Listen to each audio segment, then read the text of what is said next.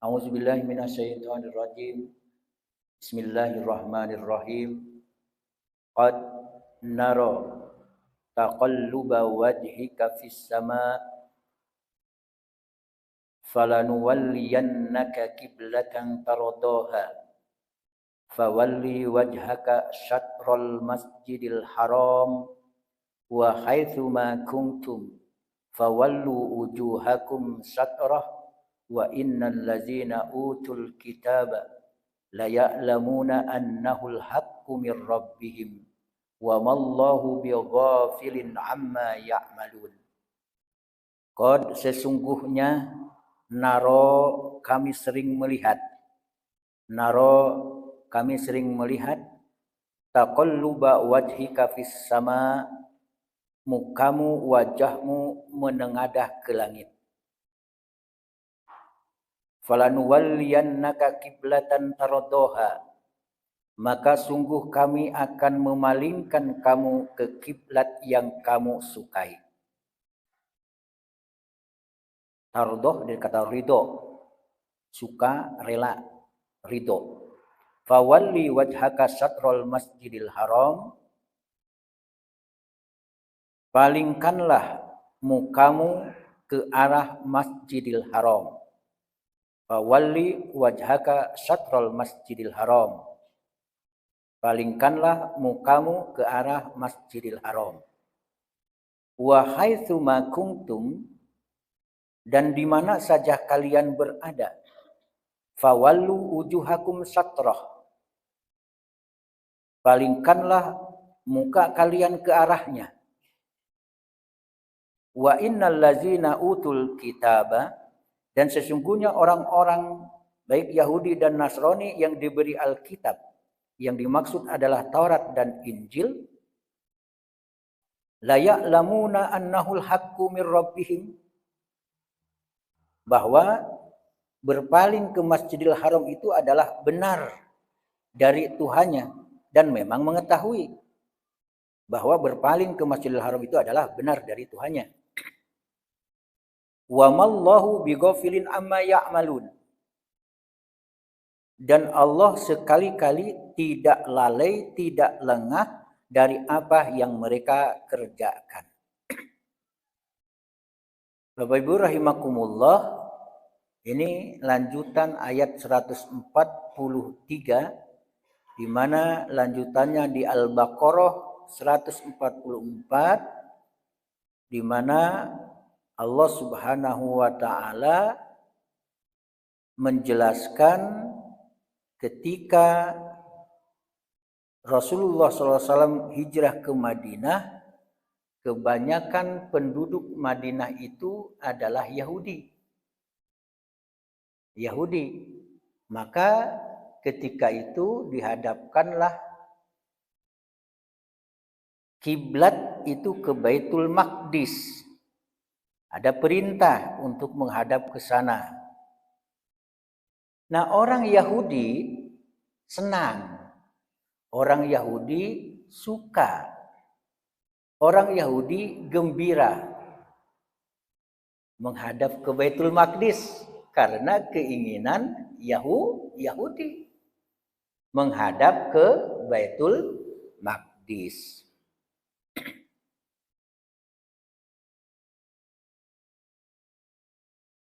Kurang lebih ya ada yang mengatakan belasan tahun arah ke Baitul Maqdis. Padahal yang Nabi sukai kemana? Ke Baitullah, ke arah Ka'bah, di mana ya nenek moyang para nabi dan rasul yaitu Ibrahim adalah membangun Ka'bah. Jadi yang diingini dan disukai oleh Nabi Muhammad itu adalah ke arah Ka'bah. Makanya ketika menghadap ke Baitul Maqdis dan ada perintah, tentu Allah tahu. Nah, diklaim oleh orang Yahudi bahwa Lihat tuh Muhammad keinginannya ke Ka'bah tetapi perintahnya ke Baitul Maqdis. Gembira sekali.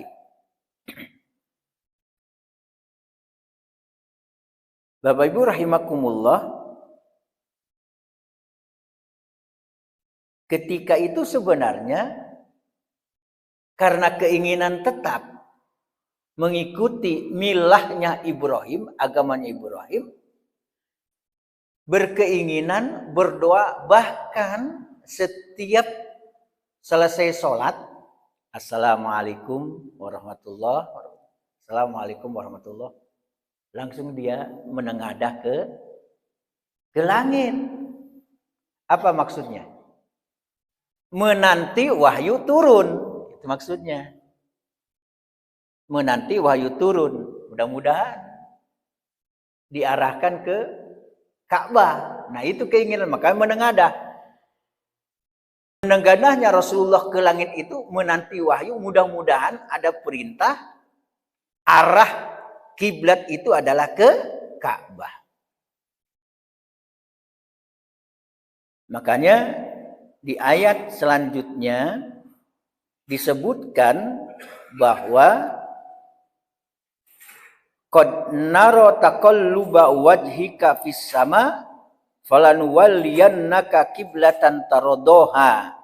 Sesungguhnya kami sering melihat mukamu menengadah ke langit, maka sungguh kami akan memalingkan kamu ke kiblat yang kamu sukai. Maka akhirnya turunlah ayat, palingkanlah mukamu ke arah Masjidil Haram. Fawalli wajhaka satrol Masjidil Haram. Jadi ada yang bertanya enggak kira-kira? Perintah ke Ka'bah, taruhlah tidak ke Baitul Maqdis. Apa beda Ka'bah dengan Masjidil Haram? Kan arah kiblat kita ke Ka'bah. Tapi dalam Al-Qur'an, fawalli wajhaka syatrul Masjidil Haram. Ada yang bisa menjawab? Jadi jawabannya begini. Betul arah kiblat itu ke Ka'bah. Bagi orang yang berada di Masjidil Haram, itu dari semua arah sudah pasti. Paham? Nah gitu. Jadi tidak bertolak belakang ayat ini dengan perintah, ya, dengan perintah arah kiblat ke Ka'bah. Tapi juga ada perintah fawalli wajhaka satrul Masjidil Haram. Jadi bagaimana? Jadi bagi yang beribadah di Masjidil Haram sudah dipastikan tepat dan pas dari semua arah pasti menghadap ke Ka'bah. Nah, Allah yang Maha Pengasih dan Penyayang, pertanyaan, apakah dake padang panjang ke Ka'bah?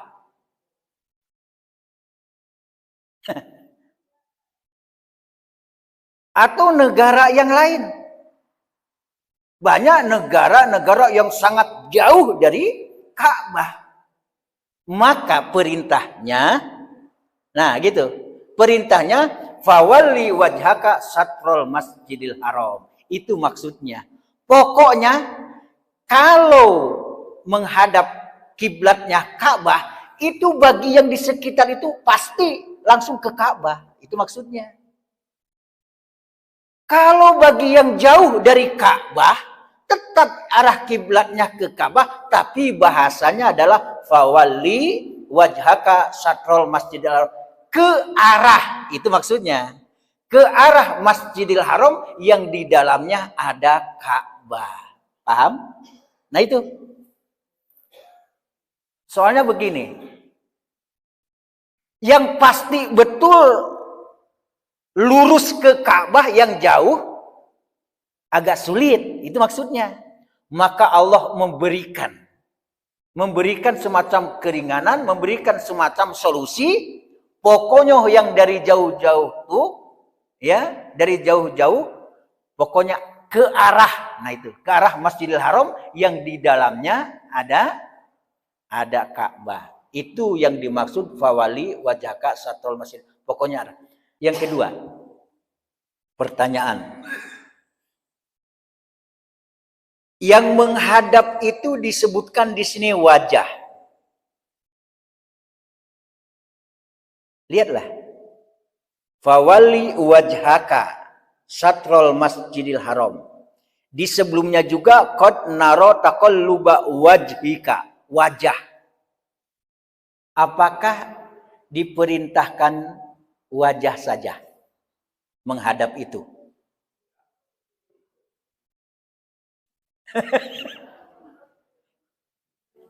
Misalnya Ka'bah tuh kiblatnya arah sana. Jadi kita sholat boleh saja menghadap ke sana. Yang penting wajah kita ke sana. Kan gitu jadinya. Allahu Akbar. Nah, bagaimana tuh?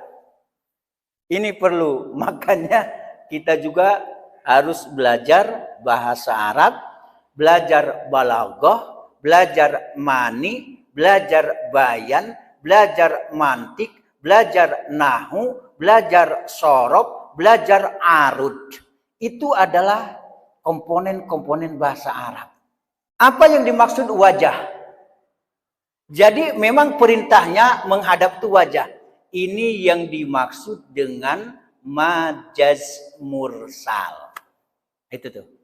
Ini yang dimaksud majaz mursal. Bukan arti yang sebenarnya itu. Jadi fawali wajhaka itu ada istilah wajah, ada dua. Ada berupa diri dan susunan diri. Ya. Kemudian wajah disebutkan satu anggota tubuh, tetapi yang dimaksudkan keseluruhan. Ini yang dimaksud majaz mursal.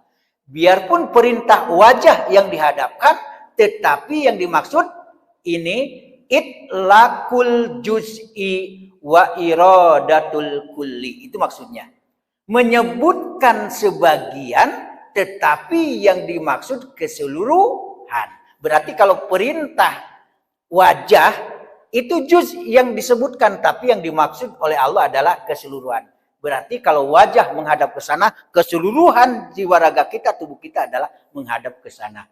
Jadi bukan seperti tadi. Mado badan nawa karah ke situ, nan kapolo ke kiblat, bukan itu maksudnya. Jadi wajah yang disebut, tapi yang dimaksud keseluruhan. Itu namanya majaz mursal min babi itlaqil jiz wa iradatul kul. Menyebutkan bagian, tetapi yang dimaksud adalah keseluruhan. Kemudian nanti dibaca saja di buletin, wahai sumakuntum fawal wujuhakum satrah. Dan di mana saja kamu berada, palingkanlah muka kalian ke arahnya. Pokoknya arahnya adalah ke Masjidil Haram. Tepat tidak tepat Ka'bah yang ada di Masjidil Haram itu adalah urusan Allah. Ini supaya memudahkan, jangan sampai awak berdebat habis masalah kok datape kok ke Ka'bah kok kencong sakete ali sebagainya. Gimana? Bisa saja suatu saat akan berubah arah itu.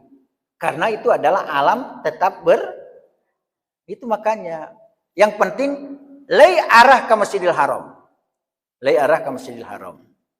Kalimat wahai sumakuntum fawal wujuhakum satrah, dan di mana saja kalian berada, palingkanlah mukamu ke arahnya. Jadi Allah memerintahkan menghadap ke arah Ka'bah dari segenap penjuru dunia. Baik dari timur, baik dari barat, baik dari utara maupun dari selatan. Semuanya diperintahkan agar menghadap ke arahnya. ke arah Ka'bah yang ada di Masjidil Haram atau ke arah Masjidil Haram yang di dalamnya ada Ka'bah. Maka di sini tidak disebutkan, ya, yang pertama disebutkan Masjidil Haram. Yang jelas di Masjidil Haram ada Ka'bah. Wahai sumakuntum fawallu wujuhakum syatrah. Dari arah manapun, pasti di posisi letak dari Ka'bah yang ada di Masjidil Haram di sana ada Ka'bah, pasti ada yang dari arah timur, pasti ada yang dari arah barat, utara, dan selatan. Dipastikan negara-negara itu.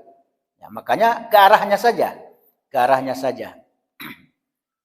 Di halaman 3, dalam hal ini, tiada yang dikecualikan selain dari orang yang mengerjakan sholat sunat di atas kendaraannya dalam perjalanan. Ia diperbolehkan mengerjakan sholat sunat menghadap ke arah manapun kendaraannya menghadap. Tetapi hatinya harus tetap tertuju ke arah Ka'bah. Demikian pula di saat perang sedang berkecamuk, orang-orang yang terlibat di dalamnya diperbolehkan sholat dalam keadaan apapun. Dan orang yang tidak mengetahui arah kiblat boleh sholat menghadap ke arah yang menurut ijtihadnya adalah arah kiblat. Misalnya, awak PK Gunung Singgalang, kamalah arah kiblat tuh, nampaknya kamari kuah. Yakini saja itu, udah, itu diterima. Dan kemudian di halaman yang terakhir, wa innal ladzina utul kitaba la ya'lamuna annahul haqqu mir rabbihim, dan sesungguhnya orang-orang Yahudi dan Nasrani yang diberi Alkitab, Taurat, dan Injil memang mengetahui bahwa berpaling ke Masjidil Haram itu adalah benar dari Tuhannya. Suka tidak suka, sebenarnya orang Yahudi dan Nasrani tahu itu adalah perintah dari Allah. Artinya orang Yahudi memprotes kalian ketika menghadap ke arah Ka'bah. Dan berpalingnya kalian dari arah Baitul Maqdis mengetahui bahwa Allah pasti akan mengarahkan kamu ke Ka'bah. Nah, melalui apa yang termaktub di dalam kitab-kitab mereka dari para nabi mereka tentang sifat-sifat dan ciri khas Nabi Muhammad, sebenarnya juga mereka tahu. Di Injil, di Taurat sudah ada nanti menghadap, ya, ibadah sholat itu adalah ke arah kiblat. Sudah ada tercantum. Namun mereka tetap saja, ya, tidak menyukai, sukanya adalah ke Baitul Maqdis. Sampai diutusnya Nabi terakhir Nabi Muhammad juga mereka berkeinginan tetap ke Baitul Maqdis. Kemudian Allah arahkan ke kiblat, mereka juga tahu. Demikian yang jelas, wa mallahu bighafilin amma ya'malun, dan Allah sekali-kali tidak lengah dari apa yang mereka kerjakan. Tahu persis yang dinampakkan, yang disembunyikan, jelas mengetahui, dan Allah tidak sia-sia dan lalai. Mudah-mudahan sholat kita, menghadapnya kita diterima oleh Allah Subhanahu wa taala. Amin ya rabbal alamin. Demikian, assalamualaikum warahmatullahi wabarakatuh.